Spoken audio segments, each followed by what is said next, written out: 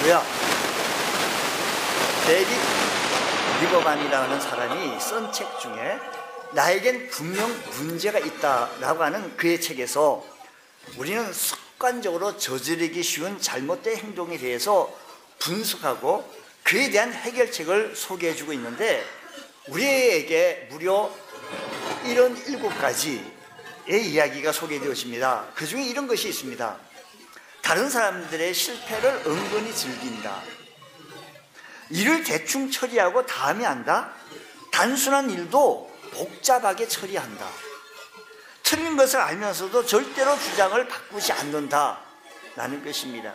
잘못된 것임을 알면서도 이미 익숙한 것에 숙달되어져 가지고 생각을 도무지 바꾸려고 하지 않는다는 것이죠. 내가 생각할 때도 잘못되어진 것 알면서도 이미 아주 우리들의 습관이 되어져 가지고 바꾸려고 하지 않으려고 하는 거예요.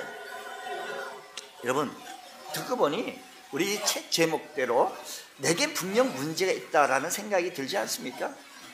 자, 바로 이러한 것들이 우리의 성장을 가로막고 있다라는 것입니다. 믿음의 성장도 가로막고 신앙의 성장을 가로막고 있다라는 것이지요.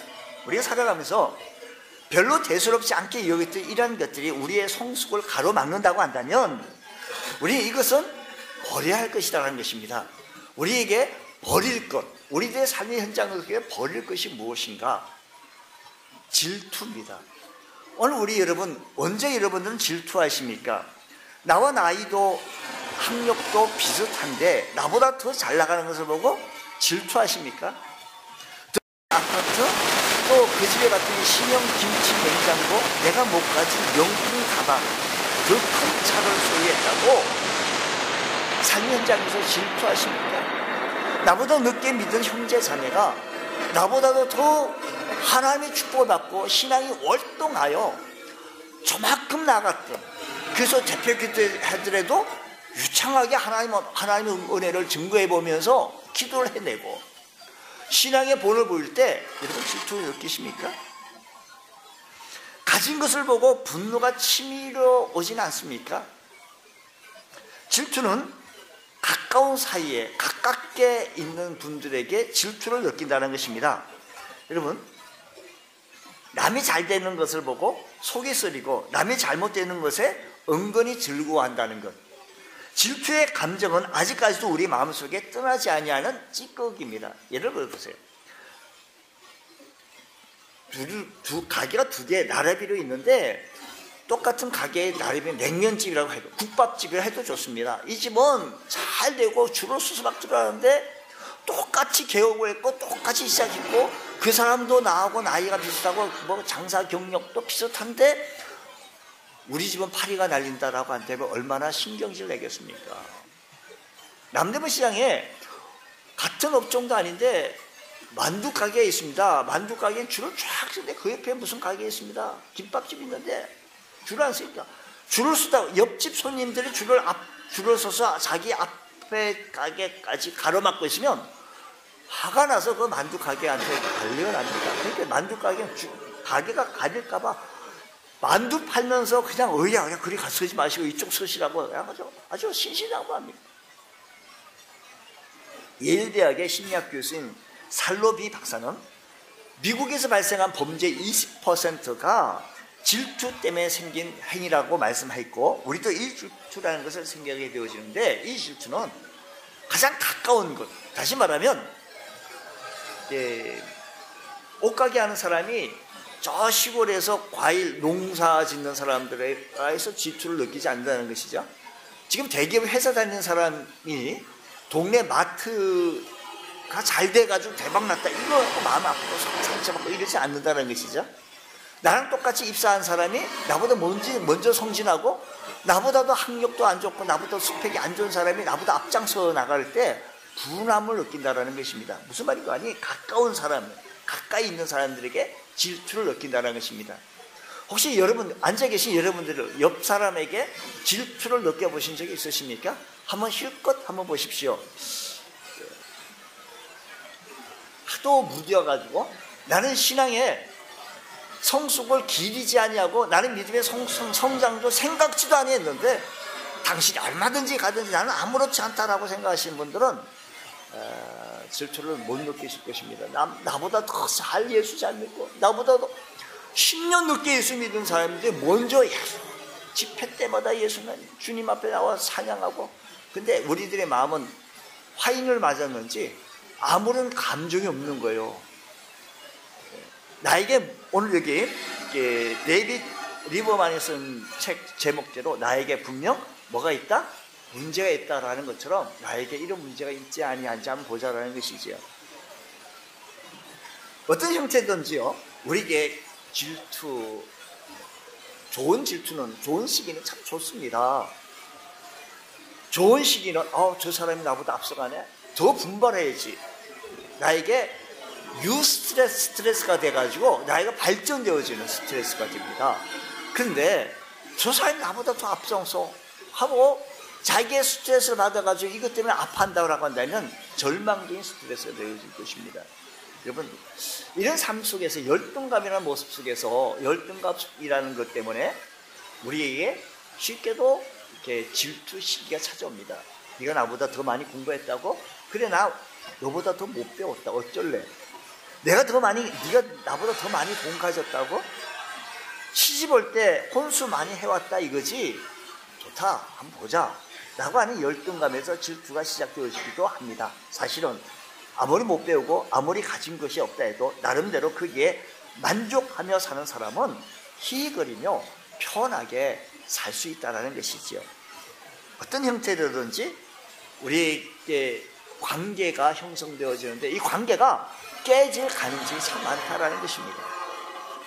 질투의 특성은요, 질투의 희생은 결국은 자기가 희생되어지고 있다는 것입니다. 질투심이 생겨서 남을 미워하기도 하고 방해해 보기도 하지만 결국은 자기 손해로 끝나는 것이 질투이기도 합니다.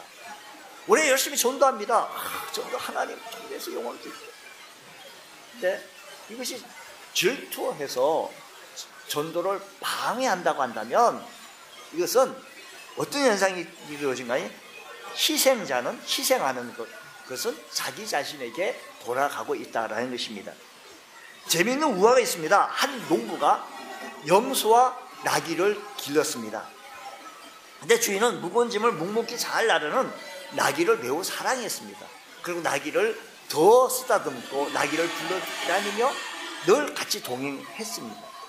이것을 본 염소는 시기와 질투를 느껴 나귀를 해칠 계략을 꾸몄습니다. 나귀야, 주인은 내게 힘든 일만 시키니 너처럼 억울하고 너처럼 불쌍한 짐승이 어디냐? 내가 한 가지 꾀를 가르쳐 주겠다. 그러면서 염소가 나귀에게 속삭였습니다. 너 무거운 짐을 주인이 자꾸 싣고 다니는데 짐을 싣고 개울가를 건널 때 너 자빠져라. 자빠지면 우리 이 나귀가 주인이 생각할 때 최악한 줄 알고 다시는 힘든 일을 안 시킬 거야. 이 말을 듣고 나귀는 그대로 실천했습니다. 개울가를 건널 때 나귀가 자빠졌습니다. 넘어집니다. 주인이 이상했어요. 야, 이상하다. 엊그저께만 해도 잘 일을 잘하던 이 튼튼한 나귀가 어떻게 문제가 있느냐 하고 의사한테 찾아갔습니다. 데리고 갔습니다. 근데 의사가 하는 얘기가 아무런 이상이 없는데, 아무런 문제가 없는데 기력이 좀 빠진 것 같습니다. 그러니 염소 간을 갖다가 떼어주며 먹으면 이 나귀가 잘 살아날 것입니다. 주인은 염소를 잡아 나귀를 치료하는 데 썼다라는 것입니다. 결국은 질투에 희생되어진 것은 염소 자신이었다라는 것이죠. 남이 칭찬받는 것을 못 봐준다거나 남이 잘못되어진 것을 못 보겠다는 심보가 결국은 나를 희생하게 되어진다는 것이지요. 여기에 질투의 원인이 어디에 있느냐? 그것은 다 같이 영적 무지에 있다. 우리 다 같이 할 때는 우리 힘차게 하는 거 알잖아요. 우리가 박수 칠 때, 다 같이 박수 칠 때는요, 치려면 박수 힘차게 같이 치고요, 안 치려면 다 같이 안 치고요. 좀 이래 좀 뭐가 좀 맞는 것 같잖아요. 죽이 맞는 것 같잖아요. 예, 다 같이 할 때 우리가 좀 이런 모습이 우리 교회의 강한 모습이어야 하지 않겠는가 싶어요. 우리 함께 다 같이요. 질투의 원인이 영적 무지에 있다.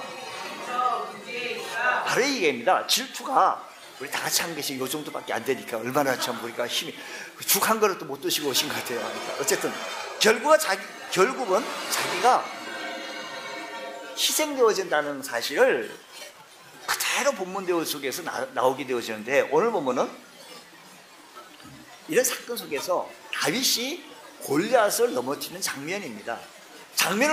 골리앗을 넘어뜨리고 이제 자기 집으로 오는 거예요. 거의 자기 땅으로 들어오게 되어지는데, 개성장군이 되어서 들어올 때 길거리에 모인 여인들이 환영하며 노래를 시작하게 되어집니다.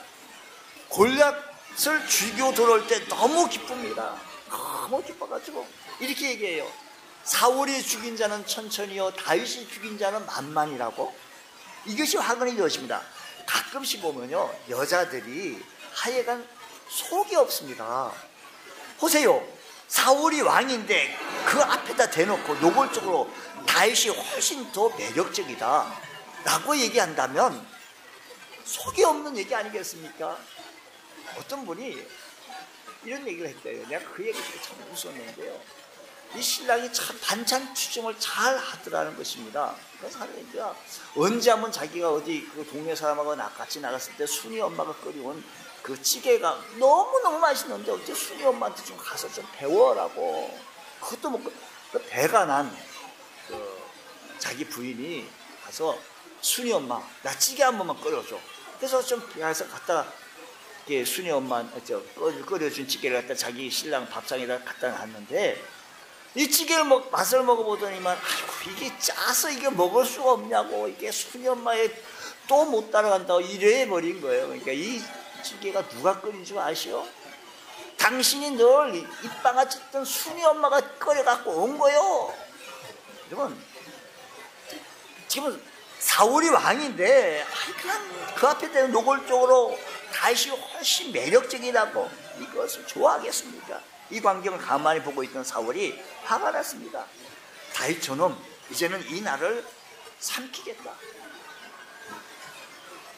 그 속내는 이놈이 왕의 자리를 오르는구나, 이제 왕의 나라에 오르는구나.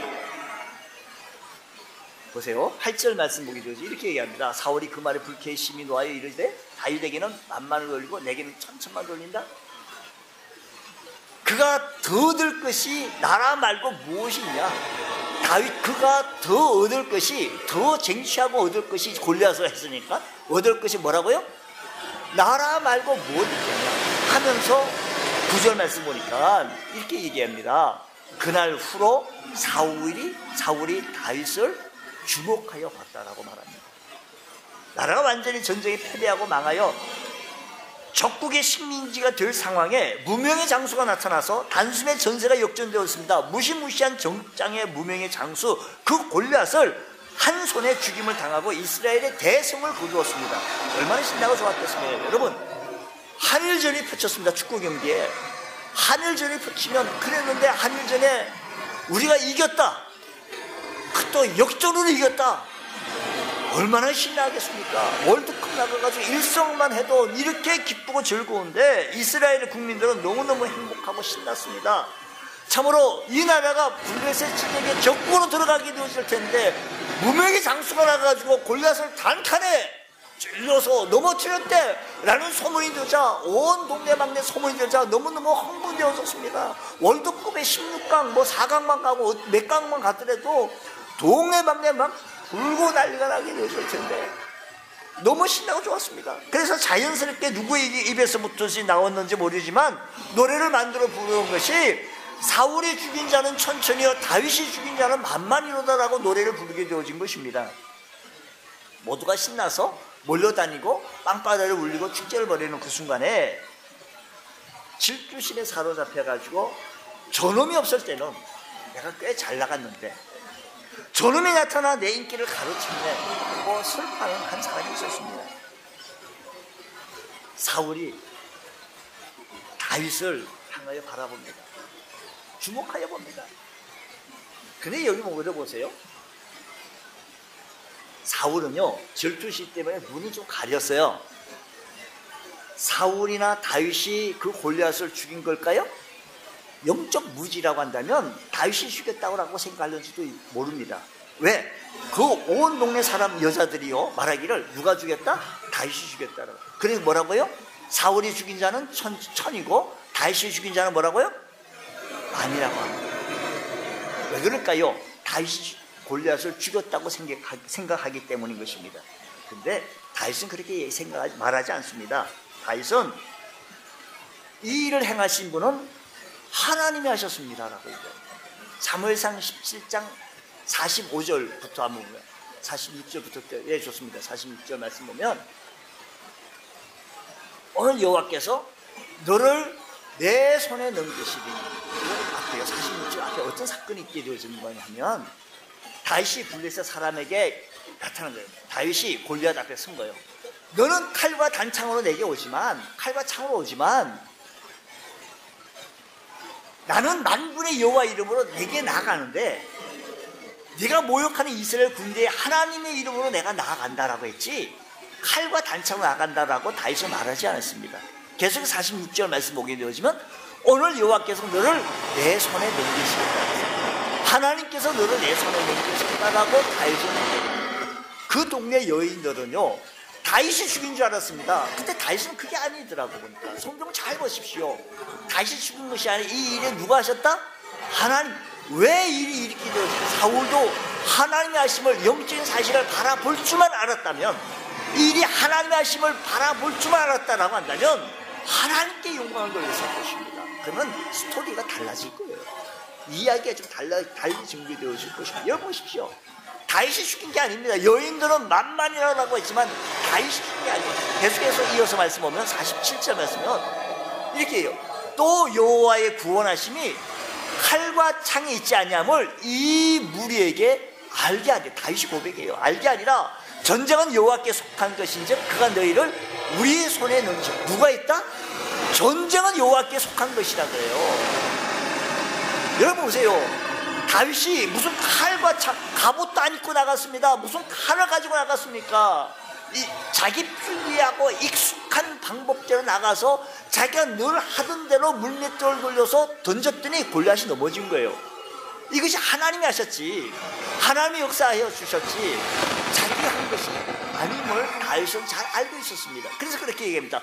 전쟁은 하나님께 속한 것인즉 그가 너희를 우리 손에 넘기시리라 하시는 것입니다. 사랑하는 성도 여러분, 어느 우리의 삶의 현장 속에 어떤 일이 펼쳐지거든 우리의 영적인 무지가 아니라 하나님의 역사하심을 바라볼 줄 아는 귀한 은총이 있기를 주의로 축복합니다. 다윗처럼 이 일은 하나님이 하셨다라고 고백할 줄 아는 우리 믿음의 성도가 되어질 때 우리의 삶이 풍요롭고 우리의 삶이 복될 줄로 믿습니다. 사울은 하나님이 하셨다는 영적 시각이 없기 때문에 사람의 말을 듣고 사람의 음성을 듣고 여인들의 그릇된 시각을 찾아 나갔던 모습을 바라보며 안타깝지 않습니까?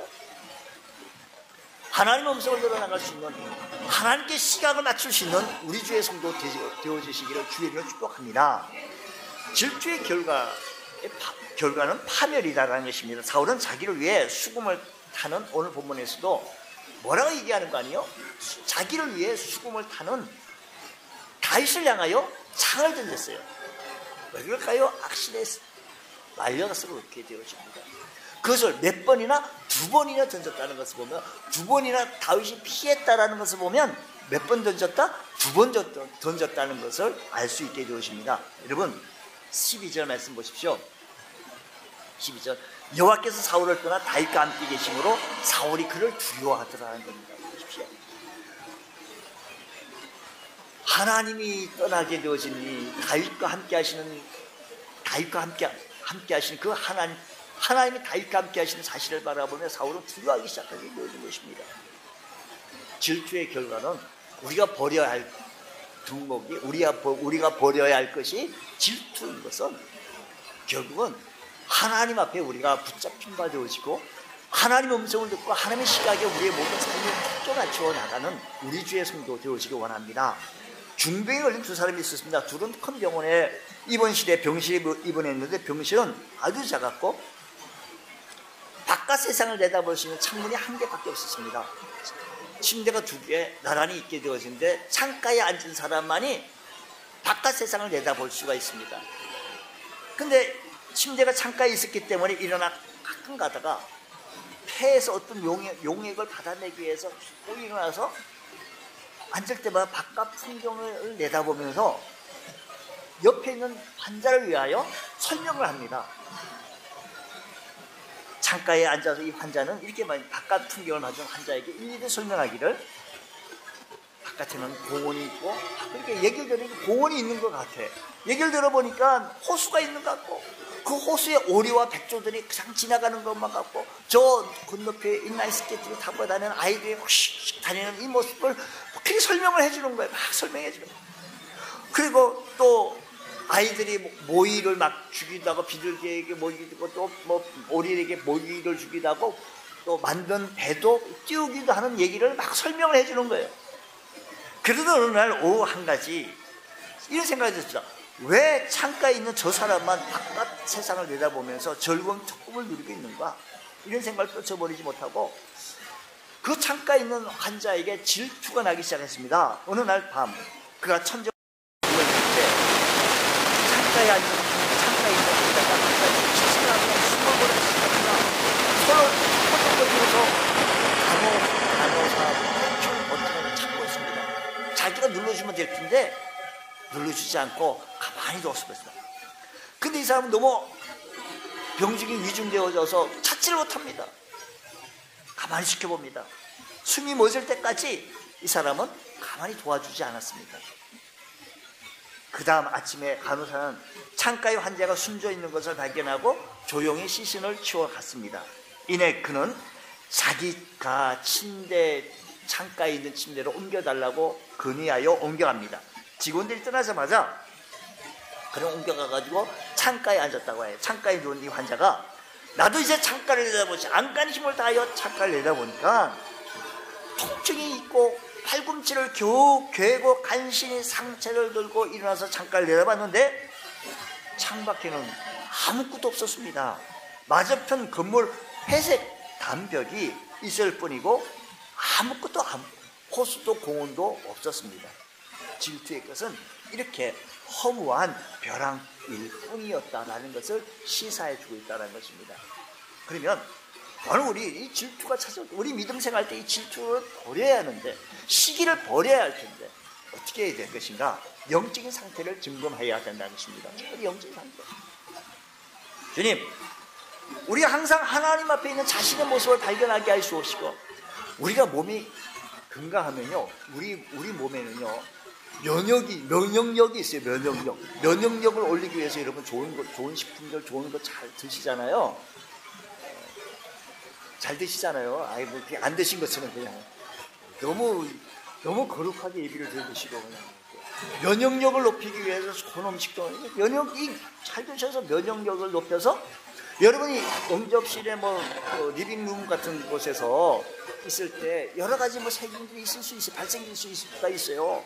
근데 우리가 건강하게 이겨나갈 수 있는 것은 하나님께서 우리에게 면역력을 주어서 그래요. 마찬가지로 우리가 시기 질투에서 벗어나려고 한다면 영적인 상태를 늘 점검해야 되는데, 하나님 앞에서 우리의 삶을 늘 지켜나가게 되어질 때 강한 믿음을 가지게 되어지고 면역력과 같은 강한 믿음을 갖게 되어져요. 영적으로 건강하면 사탄이 얼마든지 와가 질투심을 불어넣고, 사탄이 얼마든지 와서 시기심을 불어넣고, 이 사탄이 자꾸 시기심을 불어넣고 질투심을 불어넣어가지고, 그래가지고 어떻게 이렇게 얘기하는 거 아니? 나 시험 들었다. 왜 그럴까요? 감기 걸렸다는 겁니다. 왜 감기 걸렸는지 아십니까? 면역력이 굉장히 약해지는 거예요.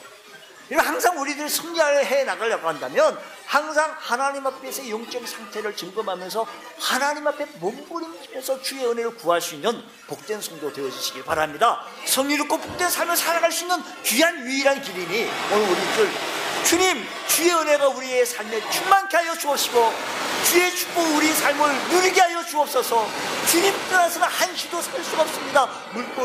물고기가 혹시 물을 떠나서 살 수 있을지는 모르겠지만 나는 하나님을 떠나서 살 수가 없습니다 라고 고백하는 이 고백이 우리의 고백이 되어져야 한다는 말씀인 것입니다. 하나님 앞에서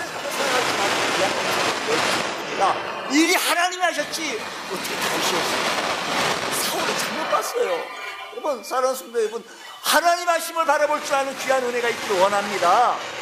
우리의 삶을 질투하게 되고 모두 빼앗아가 8절 말씀 보게 되어지면요, 사울은요 이 얘기 듣고 천천히고 만만히 이 얘기 듣고요 어떻게 변했는 보십시오. 사울이 그 말에 천천만만 듣고요 그 말에 어떻게 해요? 불쾌했습니다. 너무 불쾌한 거예요. 기분 나쁜 거예요. 기분 나쁘다 보니까요 심히 어떻게 되는 거 아니? 노했다, 분노했다라는 것입니다. 이것은 잘못된 기분 나쁜 것이고, 여러분 신앙생활 때요 기분 나빠해야 할 일이 아닌데도 불구하고 기분 나빠하고요, 분노 안 해야 되는데도 분노하는 거 왜 그럴까요? 잘못 보기 때문에 그렇습니다. 주여, 주의 음성을 보게 하여 주의 음성을 듣게 하여 주옵시고 주의 역사하심을 바라보게 하여 주옵소서. 주님께서 내게 은혜 주신 것을 바라볼 때 늘 감사함만 있게 되었을 것이고요, 주님께서 나에게 은혜 주신 것을 바라볼 때 하나님의 은혜를 영광과 찬양만 돌릴 수 있다는 것입니다. 어떻게 하면 내가 주님께 영광을 돌릴 수 있지? 그날 이후로 9절 말씀 보니까요, 이 뭐라고 불쾌하고 노해가지고 어떻게 되는 거, 9절 말씀, 그날 후로 사울이 다윗을 주목했다라는 말은 뭐냐면 의심의 창문으로 관찰했다라는 것이고, 영어 성경 보더라도 그날 후로 사울이 다윗을 질투한 눈으로 주목했다. 또 사울이라는 사람이 이 다윗을 질투의 눈동자로 주목했다라는 것입니다. 그러니까 이러다 보니까요 일상생활이 안 되는 겁니다. 지금 전쟁이 일어났습니다. 지금 이스라엘 나라와 다른 나라가 계속 전쟁이 일어났는데 조금 전쟁 소강 상태예요. 그런데 신하 한 사람이 와가지고, 왕이시여, 요 옆에 다윗이 있습니다. 그러니까 전쟁도 내버려 두고 다윗을 죽이러 가는 거예요. 지금 전쟁이 더 중요합니까? 다윗을 죽이러 가는 게 더 중요합니까?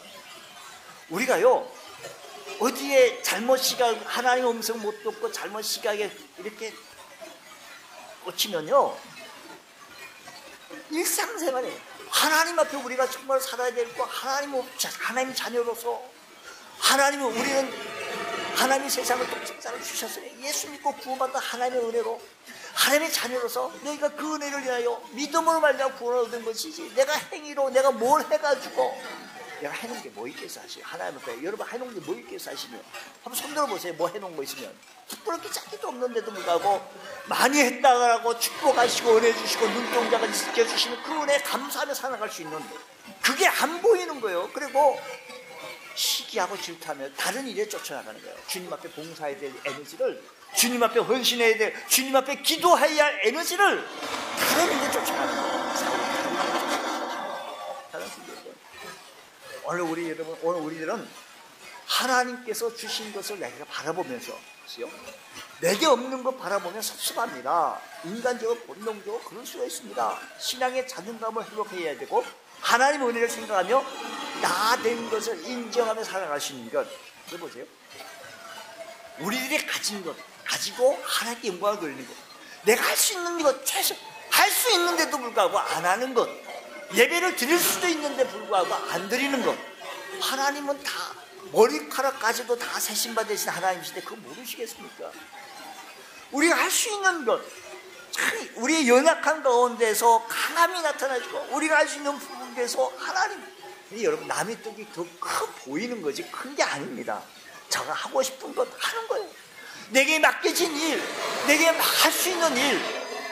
달란트 비유에서도 마찬가지죠. 달란트 비유에서요 은사가 사람마다 각기 다르다는 것이지, 5달란트, 2달란트, 1달란트 이 얘기가요, 능력도 사람마다 각각 다르다는 얘기지요. 근데 1달란트 받은 사람이 5달란트 받은 사람하고 시기하고 질투하고 아무것도 안 했다, 이게 문제였다는 것입니다. 그러니까 내 눈에 잘못 보고 있음을 바라보면서 방향 설정을 잘하여서 주님을 바라볼 수 있는, 여러분 내게 주신 것 최선을 다하여 주님을 섬겨나가게 되어질 때 내 삶 속에 영적인 은혜가 충만하게 임하게 되어지는 줄 믿으시기 바랍니다. 저도 설교하는 가운데 어떤 목사님 다 설교 들으니까 가요 있잖아요, 너무 멋지게 잘해요. 근데 설교 내용을 다 들어맞는 거예요. 그래서 설교 중에 나도 저 가요를 한번 불러보려고 해도 가요를 몰라, 하다 보면 틀리고, 특히 우린 찬송가는 그래도 초점을 잡겠는데 그건 초점을 못 잡겠어요. 제가 이번에 한번 해보리라, 한번 우리 교회 성도들 한번 웃겨보고 한번 영적인 세계로 끌어버리라고 욕심을 가지고 해보고 준비했다가 못했습니다. 왜? 자신이 없어서. 그래서 하나님께 기도하기를 하나님께서 내게 주신 것 가지고 하면 되지 그거 달면 되겠어요? 사랑하는 성도 여러분, 여러분들에게 주신 것 가지고 안 하는 게 문제지 하시는 거예요. 주님께 영적인 눈을 떠가지고 주의 음성 듣고 주님 앞에 신실하게 나오고 다른 사람을 시기하거나 태클 끌 것이 아니라 시험 들게 할 것이 아니라 주의 말씀을 순종하고 달려나갈 줄 아는 그런 귀한 은혜가 있기를 원합니다. 우리가 가장 중요한 것은요, 우리 모두가 멀리 있는 사람, 회사원이 회사 나가는 사람이 동네 마트 말씀드린 대박 났다고 마음 상처받고 시기하고 그러지 않는다고 말씀드린 것처럼 가장 가까운 사람을 통해 시기한다 그랬잖아요. 사촌이 논을 사면 어디가 아프죠? 배가 아프다 그랬죠. 아들이 논을 사면 배를 치면 자랑할 거예요. 배를 치면 묻지도 않았는데 택시 타면 택시 기사한테도 얘기하는 거예요. 아들이 논 샀다고. 아들이요 좋은 차 끌고 다닌다고 묻지도 않았는데 에쿠스 끌고 다닌다고 얼마든지 자랑하죠. 그래서 내가 알았어요. 그 집 아들 에쿠스 타고 다니는지. 사촌이 논을 사면 배가 아프지만 아들이 논을 사면 배를 치며 자랑할 것이라는 것입니다. 어디에 관점인가? 사랑하잖아요. 오늘 우리들의 관계는요, 성도가 목사를 사랑하고 목사가 성도를 사랑하고 성도가 성도끼리 서로 사랑하면 배가 안 아파요.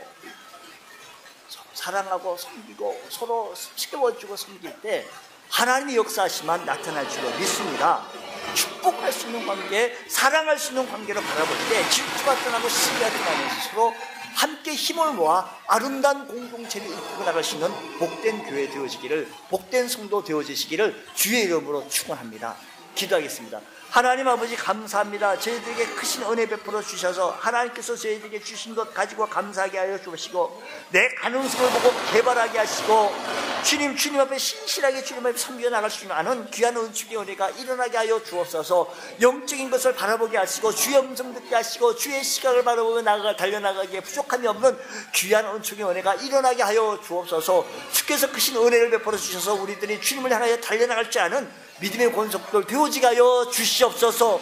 오늘도 주님 앞에 나왔습니다. 하나님 저희들에게 은혜 베풀어 주시옵소서. 하나님 저희들 부족합니다. 연약합니다. 은혜 다하여 주셔서 강하게 하여 주시고 주님 앞에 귀히 쓰임 받을 수 있는 하나님의 일꾼 되어지게 하여 주옵소서. 오늘도 주님 앞에 나올 수 없는 그런 환경 속에서도 억지로 주님을 향하여 달려나온 심령들을 주님 축복하여 주시옵소서. 육체의 질병 때문에 아파하고 힘드는 가운데도 이 몸 끌고 주의 전을 향하여 달려나왔사오니 하나님 은혜를 베풀어 주시오며 강건케 하여 주시옵소서. 건강케 하여 주옵소서. 은혜의 줄 베풀어 주시옵소서. 나사렛 예수의 명안이 건강할지어다. 모든 질병은 떠나갈지어다. 성령하게 하여 주시옵소서. 주의 은혜가 우리의 삶 속에 충만케 하여 주옵시고 주의 은혜가 우리의 삶을 주관하게 하여 주시옵소서. 이사하며 예수님 이름으로 기도드렸나이다.